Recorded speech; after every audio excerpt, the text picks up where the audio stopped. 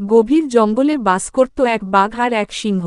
দুজনেই ছিল শক্তিশালী আর গর্বিত, কিন্তু তারা কখনোই ভালো বন্ধু ছিল না, বরং কে বেশি রাজা তা নিয়ে সবসময় ঝগড়া লেগেই থাকত। একদিন সিংহ একটা হরিণ শিকার করে খেতে বসেছে, এমন সময় বাঘ এসে হাজির। বাঘ বলল, এই হরিণটা আমার এলাকা থেকে এসেছে, এটা আমার খাবার হওয়া উচিত। সিংহ রাগে গর্জে উঠল, আমি যখন শিকার করেছি তখন এলাকা দেখিনি। রাজা আমি, শিকার আমার। তাদের ঝগড়া চলতে লাগলো। অবশেষে বুড়ো হাতি তাদের বলল, তোমরা যদি রাজা হতে চাও তাহলে প্রমাণ দাও কে প্রকৃত রাজা। কিন্তু যুদ্ধ নয়, বিচার হবে জ্ঞান দিয়ে।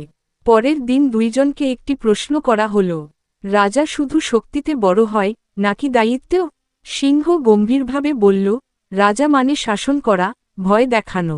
আর বাঘ মাথা নিচু করে বলল, রাজা মানে সবার দায়িত্ব নেওয়া, দুর্বলদের রক্ষা করা। হাতি বলল, আজ থেকে এই বাঘই আসল রাজা, কারণ সত্যিকারের রাজা ভয় নয়, দায়িত্ব বোঝে। সিংহ চুপচাপ চলে গেল, আর বাঘ দায়িত্বের সঙ্গে জঙ্গলের যত্ন নিতে লাগল।